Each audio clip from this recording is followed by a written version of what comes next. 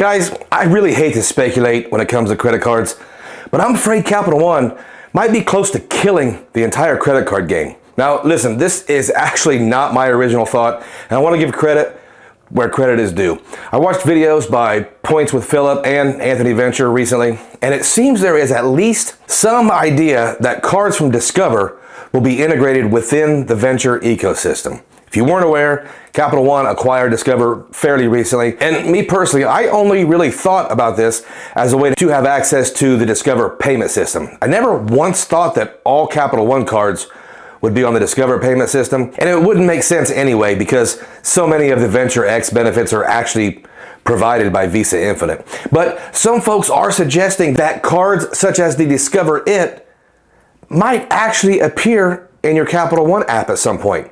I was under the impression that Discover would continue to be its own brand, but there seems to be an idea out there that a card like the Discover It might one day be eligible to transfer that cash back earned to Venture miles. And I don't think we can underestimate the total value of this. So today, let's talk about a Capital One Venture miles trifecta that, in my opinion, would actually change the points and miles game. Let's take a closer look. But first, if you are new here, I talk about credit cards, points, miles, cash back, and travel. If that interests you, consider it becoming a subscriber. And if you get any value at all out of this video, slap that like button for me and the YouTube algorithm. It actually goes a long way to get these videos in front of more eyeballs. With all that out of the way, let's look at what the Venture Miles trifecta might look like.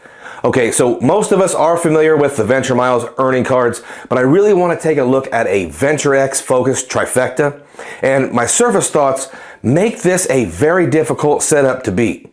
I'm not going to do a full review on that Venture X, but let's go over the highlights. The card does have a fairly heavy $395 annual fee, but you can easily mitigate a lot of that with a $300 a year credit in the travel portal. More like a coupon. The card also grants the holder 10,000 bonus Venture miles each year that they renew the card. Now, that 10,000 miles should have a floor value of no less than $100 if you do anything even remotely relating to travel. It's become cliche by now that the Capital One Venture X costs $395, but you'll get back a very easy $400 each card year just to hold the card. The Venture X is mostly known as a good 2X catch-all card, but it's also a great card to book travel within the portal. You can earn 5X on flights, 10X on hotels and car rentals. Now, let me be clear here. You can book your flights through the portal, earn 5 Venture miles, and still include your frequent flyer number on the reservation. This means you'll still earn frequent flyer miles and credit towards the airline status. And I promise you that if you book through the portal, that does not mean that you'll be on the phone for hours if your flight gets delayed. The reports of difficulties when booking through portals are greatly exaggerated by folks who have not likely experienced those awful fictional events. I don't have a problem booking flights through travel portals. As far as hotel bookings, you'll not likely get to add your loyalty number, and you probably won't get any of your status perks booking in that fashion. But hey, booking a boutique property or a one-off stay is a great way to earn Venture miles on affordable cash stays. 10X is not bad here, guys, but I can totally understand if that is just not your style. Now, when you add the Savor card to this general 2X catch-all, you can earn 3X on dining, groceries, entertainment, and streaming, as well as 8 times on Capital One Entertainment. Remember, the Savor card in its current form does not have an annual fee. So now we're earning way more points on some very good everyday categories. Now here's where things might get a little crazy. If you could transfer the cashback earned on the Discover It card to Venture miles, you could create a trifecta that can rival just about anything Chase offers. 5% cashback categories could mean 5X Venture miles on a different category with a cap similar to the Chase Freedom Flex. Historically, they've offered everyday categories like restaurants, grocery stores, and gas stations.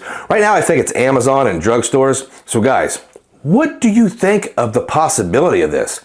Could Capital One be catapulting itself right into the middle of the competition? Think about this trifecta in terms of value for annual fee. I know with Chase, you can construct a trifecta for just $95, but in my opinion, the Chase Sapphire Preferred Guys, it does not hold a candle to the Venture X, does it?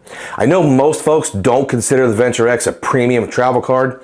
I think that's fair, but remember, it is a Visa Infinite, so it comes with very strong purchase protections and all those travel insurances. It comes with a very good portal, complete with its own premium hotel programs and primary rental car insurance. It's a catch-all, so you're going to be swiping it instead of leaving it in a sock drawer. It still comes with lounge access, even though that is much less of a factor than it used to be. And it's still basically a net neutral annual fee card that can anchor a setup that will also earn 3x on very common spending. And then it will be boosted by 5x miles injections on quarterly categories. Pretty interesting. Let me know in the comments, what do you think of this? My opinion is this: if you already hold the cards, or at least the Capital One Duo, then I think this is a huge boost in theory.